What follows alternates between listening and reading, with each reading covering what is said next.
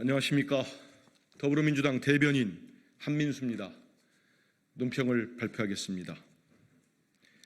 윤석열 대통령이 또다시 거부권을 썼습니다. 머지않아 국민이 대통령을 거부하는 사태가 올 것입니다. 윤석열 대통령이 예상했던 대로 오늘 또다시 김건희 특검법과 해병대원 특검법 그리고 지역화폐법에 대한 거부권을 행사했습니다. 대통령 취임 2년 5개월 만에 24번째 거부권입니다.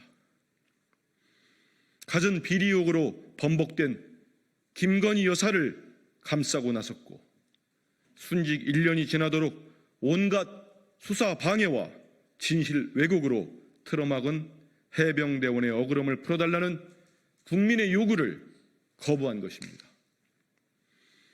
코로나19 이후 수년째 이어지고 있는 민생고를 해결할 한 줄기 숨통이라도 열어달라는 국민의 외침을 외면한 것입니다. 윤석열 대통령이 제 아무리 방탄 거부권으로 배우자를 지키려 해도 매일같이 터져나오는 핵심 증거들로 인해 우리 국민의 분노는 임계치를 넘어섰습니다. 특히 김건희 여사의 주가 조작 의혹은 한국거래소의 심리 분석 결과까지 언론에 보도되었습니다. 검찰의 본격적인 수사에 앞서 분석을 의뢰한 결과로 이미 2020년부터 김건희 여사 계좌가 시세 조정이 의심되는 것으로 판단되었다고 합니다. 수천만 원의 손해만 보고 팔았다더니 김건희 여사가 실현된 차익만 13억 9천만 원으로 추산된다는 정부 기관의 공식 분석 자료도 나왔습니다. 도이치모터스 주가 조작을 비롯해 온갖 국정농단 의혹 끝에 김건희 여사가 나오고 있습니다. 윤석열 대통령에게 경고합니다. 지금은 대통령이 도돌이표처럼 거부권을 쓸 때가 아닙니다. 김건희 여사에게도 공정과 상식, 법과 정의를 적용하라는 민심을 직시하십시오. 해병대원의 억울한 죽음을 둘러싼 진실을 밝히라는 국민의 명령을 받드십시오.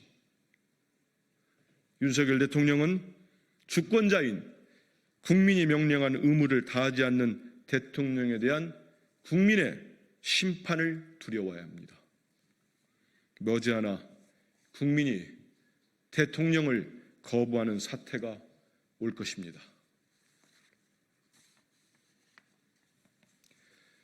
국감을 앞두고 돌연 사직한 정승윤 권익위 부위원장, 윤석열 정권이 낳은 또 한 명의 도주범입니까?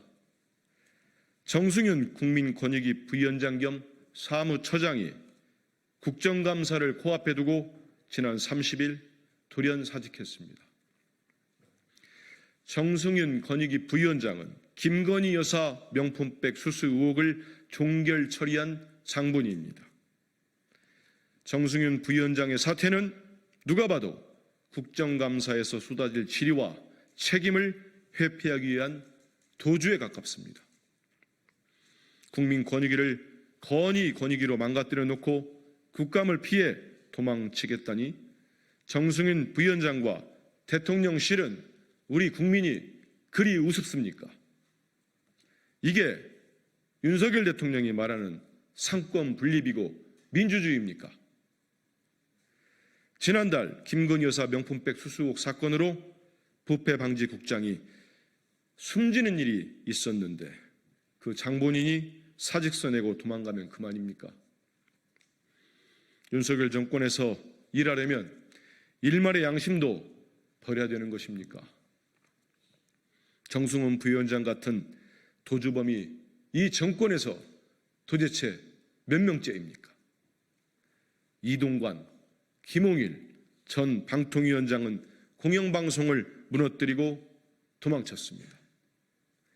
이중섭 전 국방부 장관은 수사 의혹을 받자 호주로 도망쳤습니다.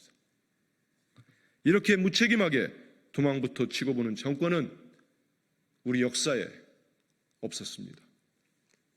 하나같이 불법과 탈법을 저질러 놓고 도주만 하면 책임을 면할 수 있을 것이라는 생각을 하십니까?